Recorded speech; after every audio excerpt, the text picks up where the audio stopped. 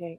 Welcome to The Detail. I am your host, Cathy Antunes, and you are listening to The Detail on WSLR 96.5 LPFM in Sarasota, Florida, and WBPV 100.1 LPFM in Bradenton, Florida, or you may be listening to us on YouTube. So welcome, everybody. As all Floridians know, COVID has really changed life in the Sunshine State, in the country, in the world. But I have to say there's probably no group of people in our society, with the exception of healthcare workers, obviously their lives have been impacted, but our teachers' lives and students' lives have been impacted greatly. And so I thought it would be interesting to get the perspective of a Florida teacher who has been living with teaching in a high school setting, living with COVID, and who also does have her own medical concerns. I'm not using her real name. I want her to be able to speak freely. So Rebecca Johnson, that's not your real name, but you are a teacher in Florida schools. Welcome, welcome, and thank you for joining me today. Of course. Thank you for having me. Yeah. So first of all, Rebecca, can you tell us how long have you been a teacher in Florida? I have been a teacher this is my 12th year. So, and what drew you to the profession? I loved social studies. I really enjoy history and government, and it seemed like a way where I would just get to talk about those things all day long and hang out with teenagers, and thought it was a good plan. So you must enjoy teenagers. You teach high school, which yes. A lot of people I think would say, no, that's not where I want to be. These, teenagers are going through some of the major transformations of life, physically, emotionally, spiritually. It's a big time in a student's life. So first, a big thank you for the work that you do. I have to say, my sister is a teacher. She teaches special needs children up north, also in high school. My father was a college professor, so teaching is something that is highly respected in my family. And I got to tell you, my mom was a substitute teacher before she had, well, I guess we were pretty little. She still did it. But she told me one time she thought about writing a book entitled "You Die at 3 o'clock," because that was the threat that one kid gave to another, just talking about her adventures as a substitute teacher. So that title never got out of my mind. You die at 3 o'clock. So anyway, teachers do a lot. So Rebecca, you've been teaching for 12 years, so you're certainly not a rookie. And you also are dealing with your own medical situation, which I want to be careful to, keep your privacy, but I think it's important to the story. But can you tell us, let's just kick it off with, what was life like as a teacher in high school before COVID, and how is it now? And we can get into specifics, but it's got to be a total change. It really is. I mean, the easiest way to describe pre-COVID was it was fun. I really enjoyed, nobody likes getting up early and going to work, but I never dreaded my day. I never kind of questioned what I was doing, why I was doing it. I really enjoyed my time with my students and with my coworkers and just at my school. I really enjoyed it. And then COVID happened, and last year was really hard. And I thought that would be the hardest year. But we had a lot of precautions in place, and, some of my kids were online. So I was teaching Zoom, and I was teaching in person, and I was teaching a hybrid where some kids were, there and some kids were at home. And that was difficult to get through. But this year seems to be, it's like it's something completely different, and we feel like I just like a lack of support. It's the fun has left. I could never describe this year as fun. So it's taken a lot of the joy out of it. Yeah. Rebecca, can you share, without getting into specifics, but in terms of the work environment for you,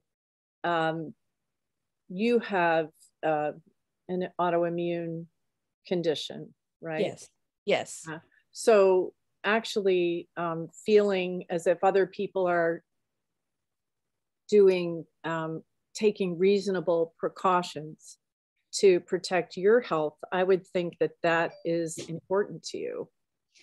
Yeah, and it's interesting because pre-COVID, I didn't really worry so much about, catching something. I was pretty safe.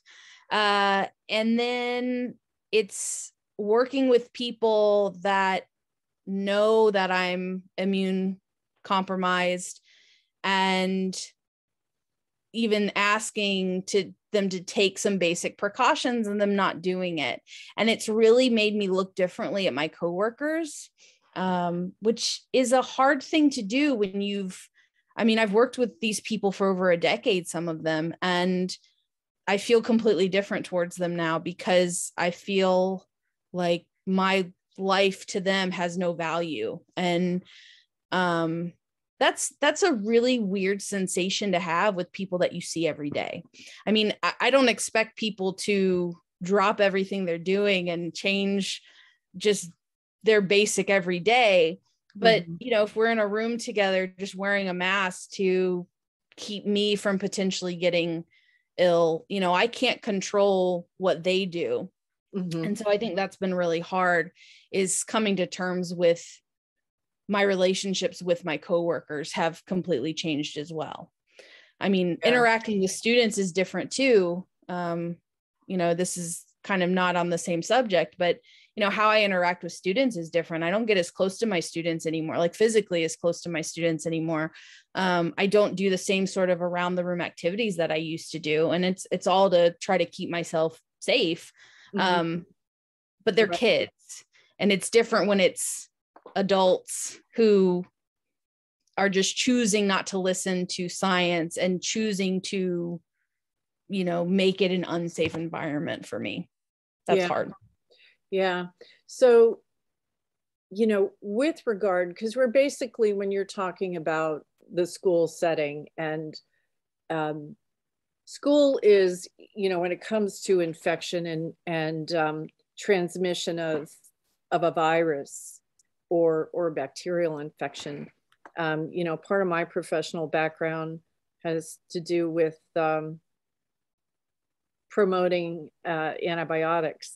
And we were heavily trained, two different companies, heavily trained in the pharmacologic aspects and the epidemiologic aspects. So a dorm is an institutional environment. Institutional environments potentiate, they increase the likelihood of spread because you've got people together in a smaller space. Jails, prisons, that's an institutional environment. Any kind of assisted living, nursing home, again, lots of people in a small space. Dormitories, people sharing bathrooms, things like that. Hospitals engage in careful infection control. That's an institutional environment. Schools, daycare. This is why the little kids come home. They bring everything home to their parents and siblings, little kids in daycare. The city of Hong Kong has the highest rate of antibiotic resistance in the world. At least that was true, the last time I looked at the data. But because it is such a densely housed population. So I'm curious because the masking, there's a lot of data out there in JAMA, Journal of American Medical Association, has a really good extensive literature review that masks have been shown to mitigate, nothing's 100%, but you know, a good mask, not necessarily a cloth one, but masking reduces the risk of spread. So when it comes to your colleagues, let's just talk about your colleagues and what's going on in Florida with attitudes about masking and the governor's leadership. I'm curious to know, is this an issue of not believing science out there about the efficacy of masks, or is it something else? I mean, what do you see and hear among the adults that you work with when it comes to attitudes about masks? A lot of it is, I'm just tired of wearing a mask. I just don't want to wear a mask. Mm-hmm. Some of it is kind of putting two and two together. They are the anti-mask, anti-vax crowd. So both. So they're against. Yes. Okay. Yes. So they're not vaccinated, and they're very proud of the fact that they aren't vaccinated. So it's definitely a mix. I mean, there are people who are vaccinated, and have been fairly safe, but don't wear a mask now because we're not required to, and because they're tired of it. And I get it 100%. I mean, teaching all day in a mask is awful, especially I wear a KN95 to try to give myself additional protection. It's not easy doing that. So I get the sentiment of just wanting to be done with it. And yeah, sure.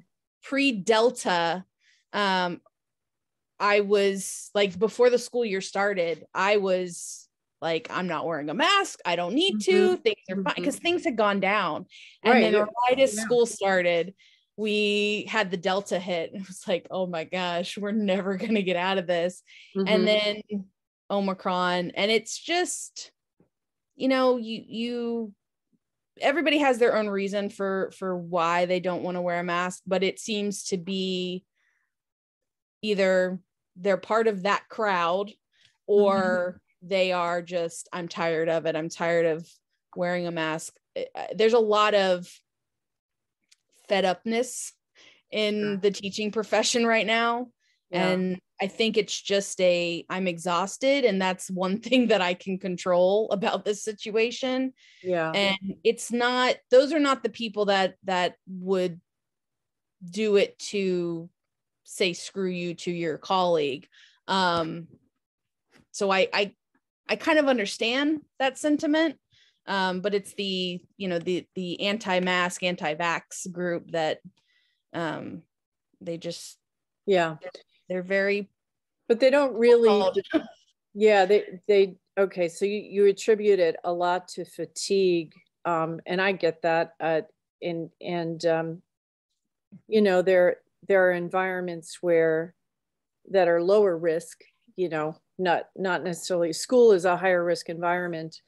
Of those of your colleagues, are any of them just out there saying they don't believe the science? And let me not in school, but on social media, yes. You see, then the reason I ask is, you know, politics is one thing. A lot of people fudge information in politics, you know, but in the medical world, and that was a world that I worked in professionally, there's a really high regard for truth and science, you know, and not fudging data. And information is persuasive, you know, facts are persuasive. I would think, and, you know, you're talking to the daughter of a physicist, a scientist. So he instilled this in his kids too, in all of us. And so it's interesting because a lot of my family are, you know, in that conservative camp, but they're vaccinated. They believe the science. So getting at this distinction is interesting to me. how do you account, in an educational setting? What you're telling me is you've got colleagues who aren't challenging science, but yet you're seeing that in the social media setting, they do.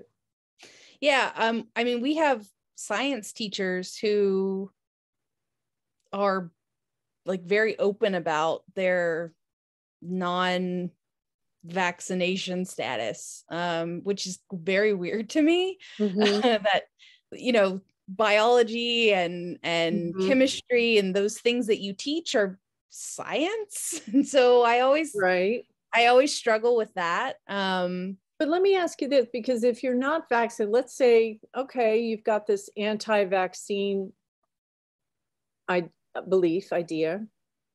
Seems to me that would make you more willing to wear a mask. Oh no. It is a both or none crowd. If I mean, it really reflects what is what the public sentiment is. I mean, we have people who are very willing to mask up, they're vaccinated, they're boosted, and then we have the complete opposite end of that with, I refuse to wear a mask. I think the vaccine is, part of some conspiracy. And that's the environment that we live in, but it's also the environment that we work in. Just as teachers, it doesn't come out as much. We're not as vocal. Like, we're, as teachers, and I've learned this through personal experience, we have to be very careful on social media. So not a lot of stuff is out there, but you can kind of read the things that people say, and well, you know who your colleagues are. Yeah. And you know what they're okay. So I kind of taking the teacher experience, have you asked them directly, as a courtesy to you and your condition, to wear a mask? I have in a meeting before. I have said, I've reminded them, hey, I'm dealing with XYZ. Like, I would really appreciate if while you're in my classroom, if you could mask up, and nothing. And these are the teachers? Yes. Okay. If you're just joining us, I'm talking with Rebecca Johnson, and actually that is not her real name. She is a Florida teacher, and just so that she can speak freely and share her experience, she's taught in Florida schools for over a decade and teaches high school. And we're just talking about the challenges with COVID and how it has impacted the teaching profession. Rebecca, teachers often do so much more than just the classroom. They're coaches, they're directing the play, they're helping put the yearbook together. There's debate club, chess, there's a whole array of activities, especially in high school, right? Beyond the classroom, that are, for many students, it's often their fondest memories, sports, coaches, all of that. How has COVID impacted that experience? And mainly I'm asking about the teachers. Are they leading those activities the way they used to? Have the activities changed? What's that like? So last year, we've basically gone back to normal. Okay. With that stuff. Last year was very different. We didn't hold anything in person. I sponsor a number of clubs, and we didn't even meet for most of the year for a lot of them, because there was just no safe way to do it. The types of clubs that I sponsor, and last year was very hard on the kids and on the teachers, because some of those things are really fun for us. We enjoy and getting to know the students and getting to participate in the school community. And we didn't have that. last year. And this year, it's almost frustrating that we're back to normal because things aren't normal and it's not safe. Mm-hmm. But we just kind of act like it is. We're like, Right. sure, let's have a club meeting. Yeah. Let's, do this event. Let's hold this event. Let's hold this fundraiser. And we act like there's no pandemic. Mm. And how have have you had colleagues impacted by COVID? Yeah, I have a number of friends. We have a lot of teachers that are out right now. I have a very dear friend who got COVID and had to postpone cancer surgery. It's No one has died though. Nobody's died. I'm very fortunate. There have been, I know of one teacher in the county I'm in that has passed away, but none of your direct colleagues. No. Yeah, in Sarasota County, we've had a number of, well, at least two that I know of pass away, and stories about adults who were fit, totally, I'm healthy, I'm drinking a smoothie, that kind of a thing, and yet they succumbed to COVID. A lost year. I once read that, and this was in the context of another topic with kids changing schools, that for a child changing from one learning environment to another, this was a school, making a change mid-year, actually can result in a whole lost year of learning, of progress. How has the past, because the school year of 2020 to 2021 was rough. What are you seeing in terms of learning loss or lack of progress?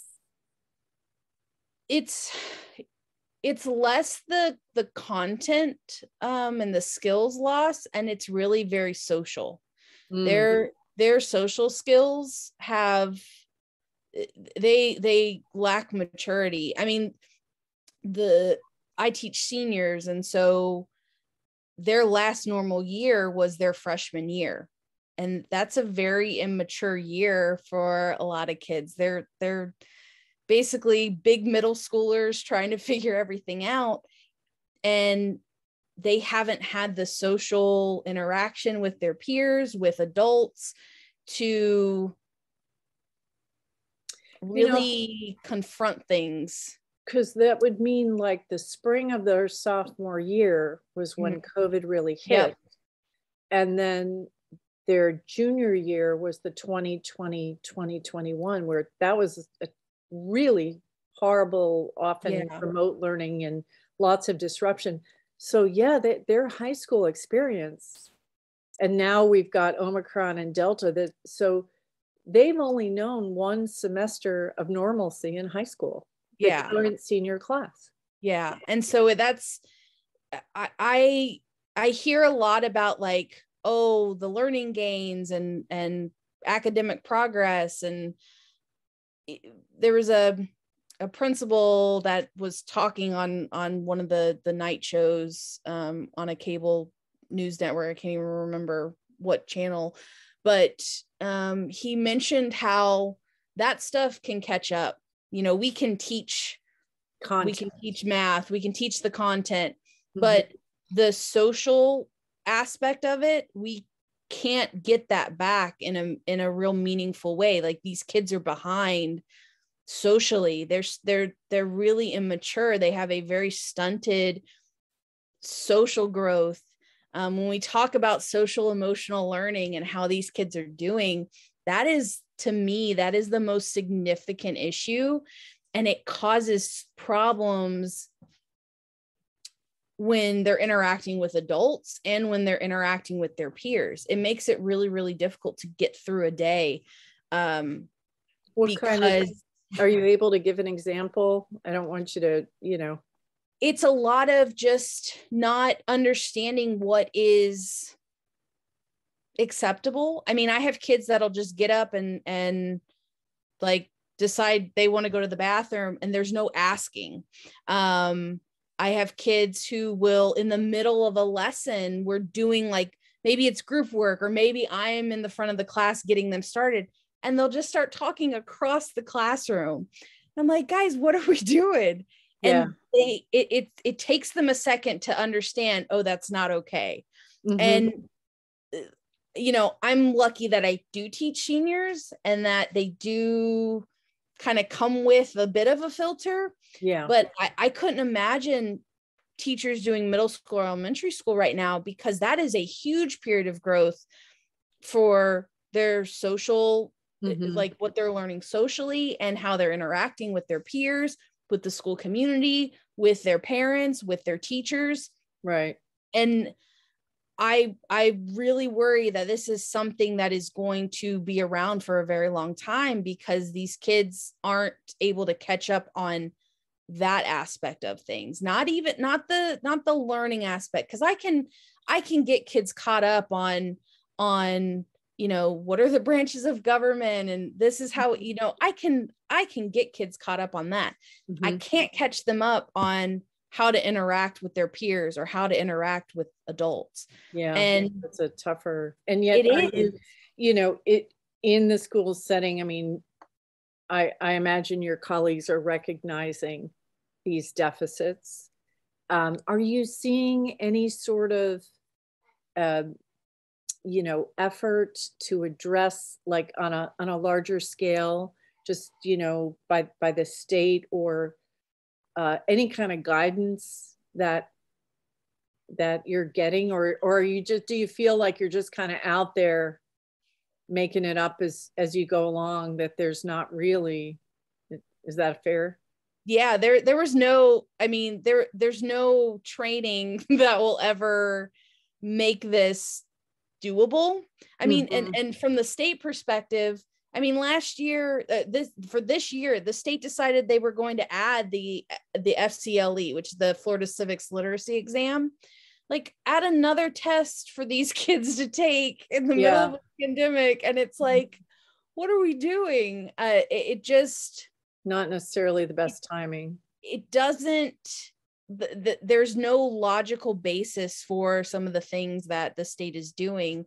And it makes it really hard to impact these kids in a meaningful way, that they're leaving my classroom with more than just, I can name, the three branches of government, and I know what the roles of the president are. I feel it's frustrating for me, because I feel like I'm letting them down, but I really struggle with accepting that that's something that I can't control. Yeah. And there are obstacles, with how much testing is done and what kids have to graduate. There are things that I can't control. Sure. You have to work within the parameters you're getting. If you're just joining us, you are listening to The Detail on WSLR 96.5 LPFM in Sarasota, Florida, and WBPV 100.1 LPFM in Bradenton, Florida. Do you worry about someone else's drinking but don't know where to turn? Al-Anon family groups can help. Al-Anon and Alateen offer a mutual support program for families and friends of alcoholics. To find a meeting, call 1-888-425-2666 or visit al-anon.org. I'm Cathy Antunes, your host, and my guest today is Rebecca Johnson. She is a Florida teacher. Actually, that's not her real name. I wanted her to be able to speak freely and just kind of be a voice for what's happening in the past, really 2 years now, with teachers, or even longer. It's been a long time that COVID has impacted the teaching environment. Rebecca, as we discussed earlier in the show, you do deal with an autoimmune condition. And so being in a medically, lower risk environment is important. What are you, we talked about you asking your colleagues to wear a mask. So I'm curious, what about your students? Do you request, just ask them as a courtesy to you to wear a mask? I imagine you're teaching what, 5 or 6 classes a day, different kids? Yeah, I teach right? 5 classes a day. They average about 22 kids in a class. Okay. So I see a lot of kids. Lots of exposure, lots of, yeah. Yes. Okay. So when you ask them, do you ask them, number one? And then if you do they So wear a mask? I teach semester courses. So I just got a brand new group of kids in January. All my courses are semester. Mm-hmm. And I ask them, I cannot tell you to wear a mask, but because I have an autoimmune disease and medication I take suppresses my immune system, I'm at higher risk for catching it and then catching a severe Version, right? of it. Yeah. So I would greatly appreciate if you would wear a mask while you're in class. And I had one kid who, just one from all 5 of my classes on the first day, actually take a mask out and put it on. I probably have maybe 5 kids in a class that wear masks regularly. But other than that, So about 25% or less of your students. yeah. Okay. And so the appeal that they would be doing something to protect you, it just didn't compute with them? Or It could be that they are tired of it too, because they had to wear masks all last year. We all did. I don't know. I really, the past 2 years, I felt really disconnected from my students. I think because, everything has changed and the way that I teach is different, and you're not seeing my students as much in person like last year and stuff. But the remote, because last year you were doing mainly remote learning. Is that right? So it was actually a mixed day for me. I taught 5 different classes. None of them were done the same way. So I had one class that was completely online. I actually had 2 classes that were completely online, but they were 2 different subjects. And then I had 2 classes that were mixed. So they were half in person, half remote. But they were, again, 2 different subjects. And then I had one class that was completely in person. And so my day was just, I don't know how I got through last year, honestly. My mental health was not in a good place. And that was probably the hardest year I've ever had as a teacher, even including like that first year that is just trial by fire, and you hope you make it through. I really struggled mentally with being able to face each day and being at home and trying not to feel depressed and anxious. Like that really, last year was really hard. And I think a lot of us dealt with that too. I mean, I know I'm not the only teacher that. Can you tell me more about that? Because I do think, we ask teachers to do so much anyway. There are so many demands and expectations of teachers, and it, I think, arguably is one of the most important jobs in society. I mean, without effective teachers, we're all in trouble. We need solid education. And of course, we choose to invest in education as a society because the return is huge. And the downside of failing to invest in effective education is also huge. The deficits are huge. I want to know what your experience is for yourself well, you talked about it for yourself, but what is the morale like in your profession right now? Bad. I mean, there's no word for it. It is the lowest. Mm-hmm.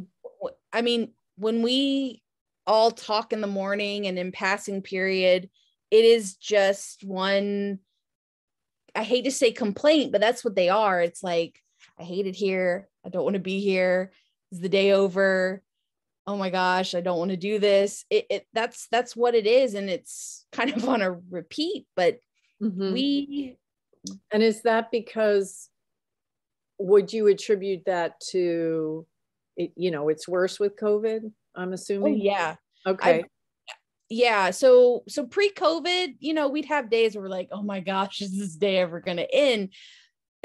But, we still enjoyed what we did. We Mm-hmm. still loved our kids, and not that we don't love them now, but it was a different relationship.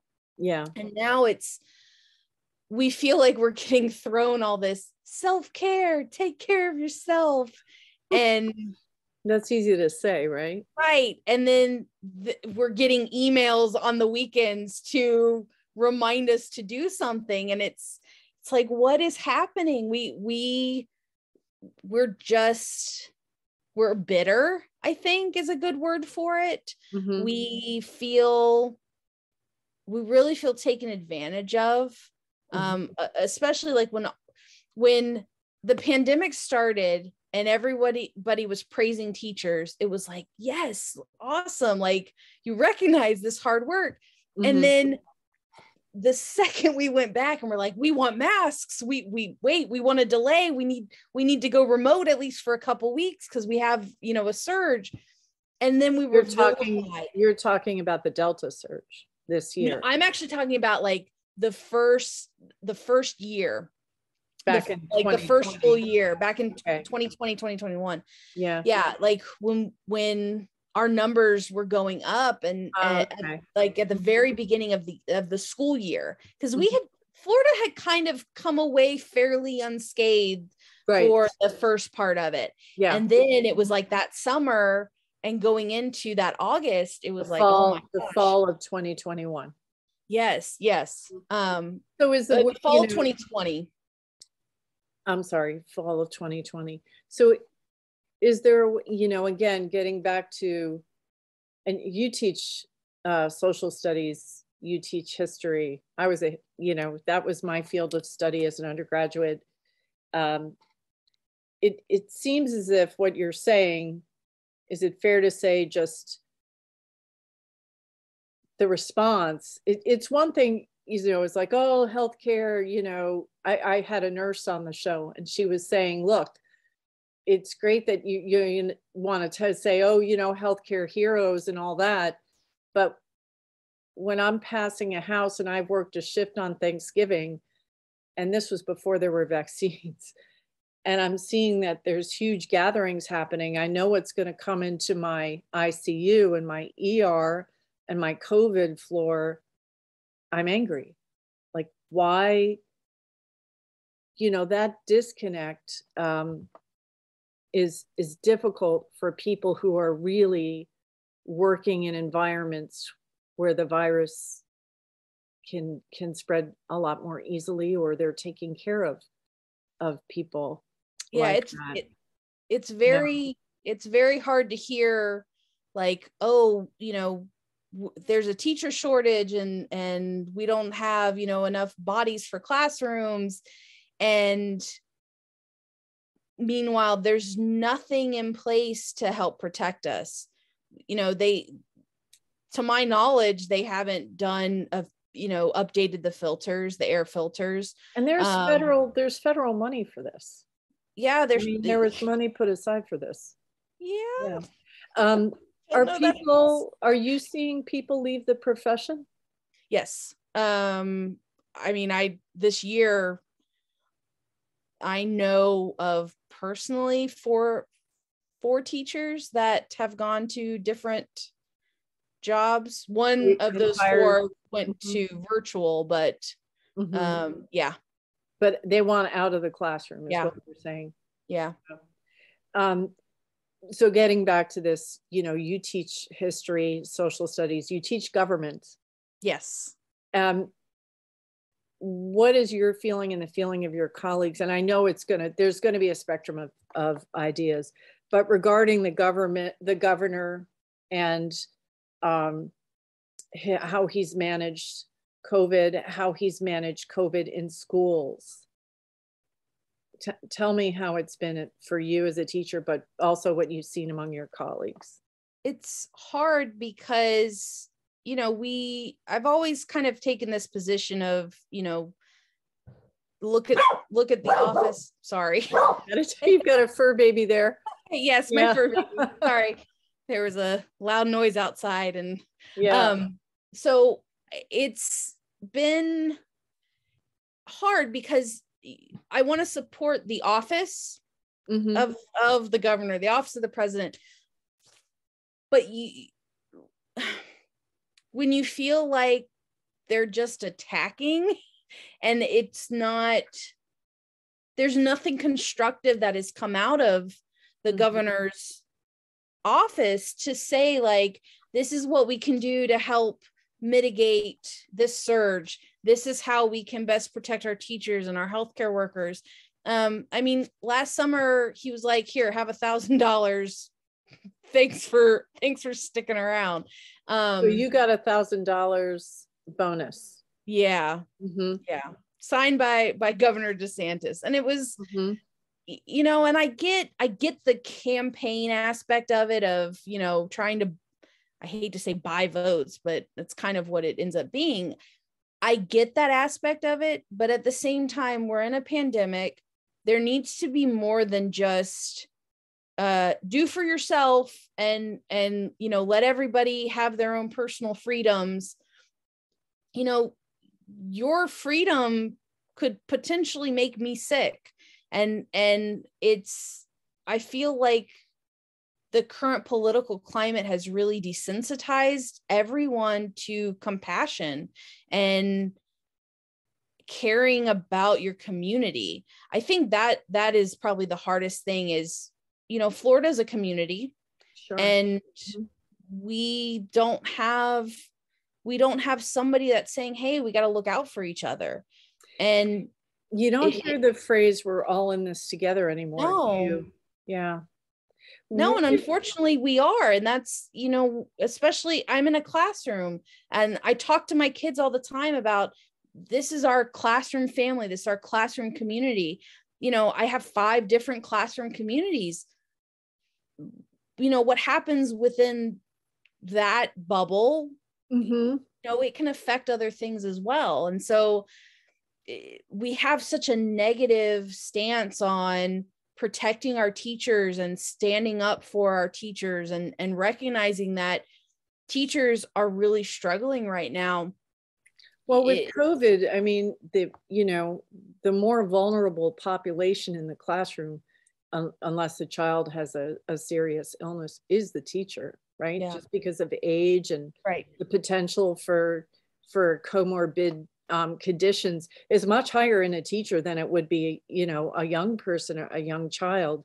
Do you think this is impacting, you talk about social development, the character of our kids, and you're saying that this lack of compassion, are you seeing that in the students and the families? Is this compassion factor going by the wayside? I feel like it has. My interactions, even with parents, it feels so much more negative. Like parents are ready to just jump down our throats on little things that in the past it was like, let me reach out to you via email, or let's talk about this on the phone. And instead it's straight to the attack. And I think kids are either getting that from the world and what they're seeing, how people are interacting with each other politically, and then that's translating into their personal lives and how they're interacting with their peers and with adults in their lives.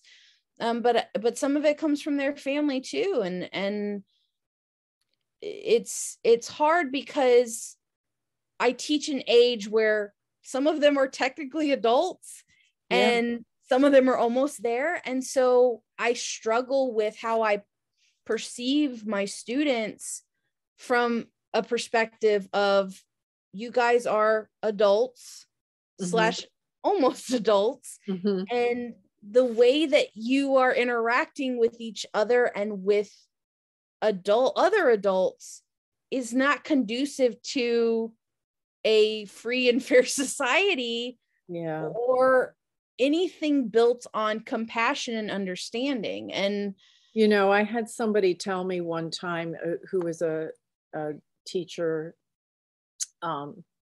he was a spiritual teacher, but he said, you know, in your society, you send your children out into the world at an age that he was talking about, you know, the 18-year-old, at an age when they actually need you in some ways more than they did when they were 3 or 4.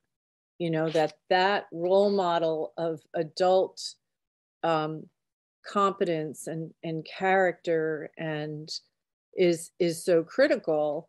And we know that the brain actually keeps developing, isn't really fully adult until the mid-20s for young people.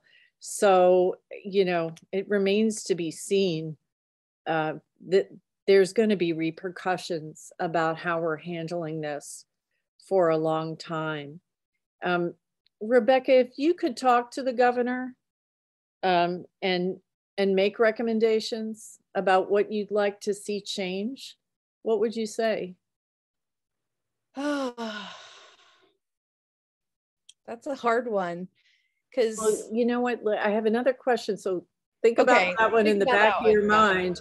And let me ask you this, because I know that, you know, in the county where I am, there's a real need for substitute teachers. It's kind of the canary in the coal mine for this teacher shortage. You know, teachers are out with Omicron. It's tough to get, you know, parents to, it's tough to get adults to go into an environment where they know that there's higher risk, right, in the classroom. Are you seeing that as well? I mean, this isn't just happening in Sarasota, it's overall Florida situation. Yeah, I mean, we definitely, we have a struggle with it. And this is another frustrating part of like something that I wish they wouldn't do, is they call us and ask us to cover those classes, like on our planning. Really? And like, oh yeah. And so some of us, do they pay you anymore? Do you get no, you're not getting the substitute pay in addition. Okay. And so some of us have gotten to the point where we just say no every time, because like, I feel bad when I say no, but at the same time, that's my planning time. I already take stuff home to grade.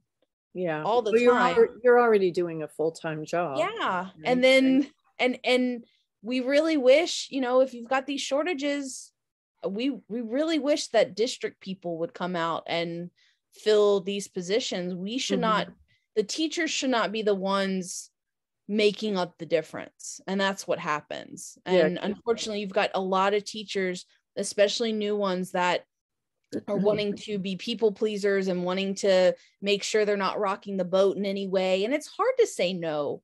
It really, and it sucks because you know that it's letting that person down. But well, I think by nature, teachers are, you know, givers. Yes. So yes. And we you know, you want to help out. Like I would love to, but I finally, probably maybe a year before COVID, I just got to the point where I was like, I cannot keep saying yes, that I'm going to do these things. So it was a problem before COVID. Oh yeah. Yeah. COVID just made it way worse. Yeah. You know, one of the things that I find, but this is not new. This is something that's been going on for a long time.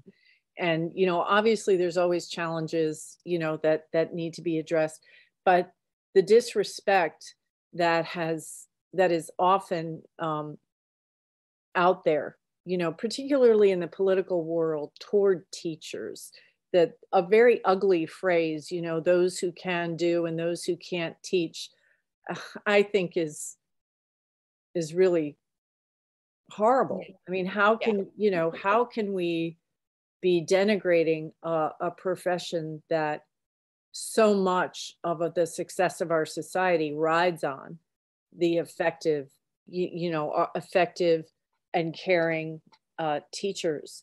So I'm going to bring it back to that question. If Governor DeSantis had you in his office and wanted to know what you wanted him to do, what would you like to see? How should Florida change its posture toward teachers and education?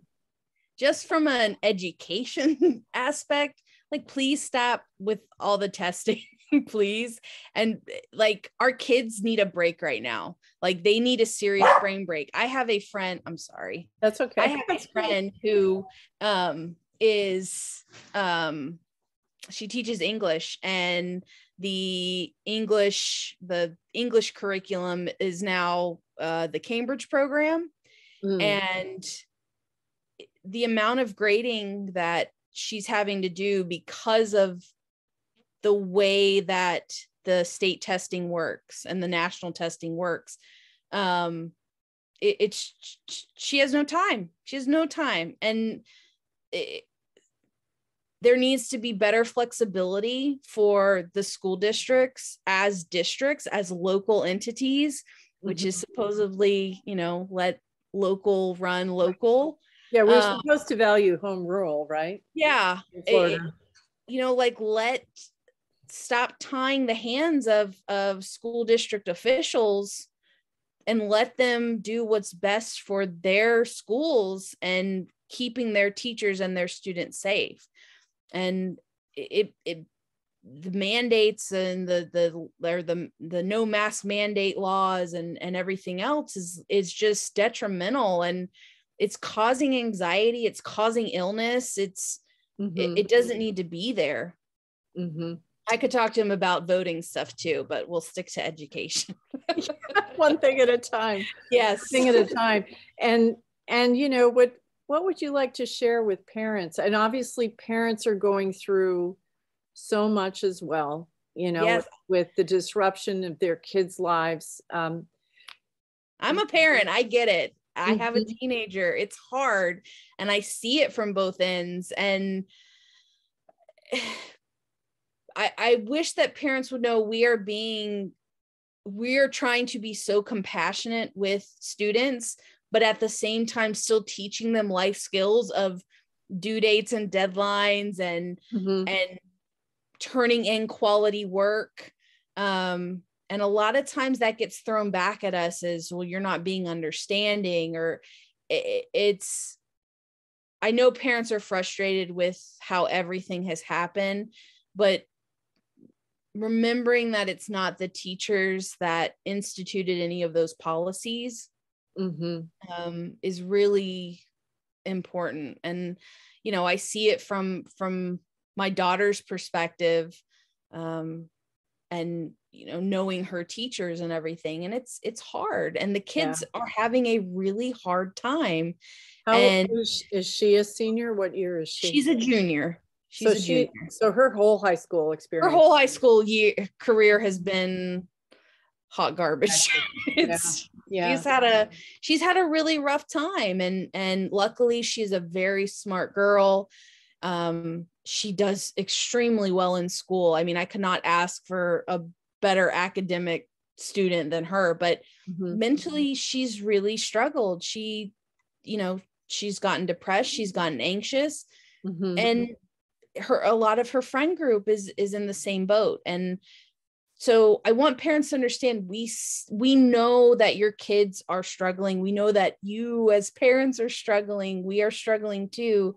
I wish it was more about like what the community could do and how the community can come together, rather than it being like a parent versus teacher sort of environment, which I feel like it's kind of become in a lot of situations where like COVID overlaps with other kind of hot topic button issues in Yeah. It seems politics. like, you know, we should all be on the same page in terms of wanting the children in Florida to excel, right? Yeah. To learn and knowing, you know, this too shall pass, although we don't really know when, right? I mean, you know, the virus does things that the virus does, but I think your point about flexibility, you know, it might be a great thing if there were just some more wiggle room, not necessarily in terms of the end game, like we want kids to learn and be at a certain level, but how you get there, there might be a way to have some room so that I'm not sure what that would look like, but even, you know, the Chinese symbol for crisis is like opportunity. You know, there's opportunity in there. There may be some opportunity to see how we could make things better overall. Certainly the work world and has become a lot more flexible with regard, you know, to COVID. That actually has happened and taken pressure off, right? Until school is no longer seen as the babysitter, until we have an economic system that supports parents being able to be flexible with their work, you know, we're America's babysitters, and until we kind of flip the model on its head, I don't foresee us ever getting out of that loop. I think that's a great point to end on, you know, that maybe what we really need in society is for education to be about education, and then, you know, the additional service so that parents can work and have peace of mind. The babysitter aspect is handled in a supplemental way, is not an expectation of schools. So Rebecca Johnson, thank you so much, which is not your real name. I want everyone to know. You are a veteran teacher, a high school teacher in Florida schools, and I wanted to just give you the floor to share how things have changed. I really appreciate and honor the work that you do. Thank you so much for that. Nobody goes into teaching to become rich, right? Oh, definitely not. Definitely not. It really is all about, you know, the reward and the love of learning. And so, you know, thank you so much for that. I honor what you do and appreciate that you're sharing that with us. Everybody, you've been listening to The Detail on WSLR 96.5 LPFM in Sarasota, Florida, and WBPV 100.1 LPFM in Bradenton, Florida. Do you worry about someone else's drinking and don't know where to turn? Al-Anon family groups can help. Al-Anon and Alateen offer a mutual support program for families and friends of alcoholics. To find a meeting, call 1-888-425-2666 or visit al-anon.org. Thank you, everyone, for listening. Make it a great day. And thank you, Rebecca. Thank you.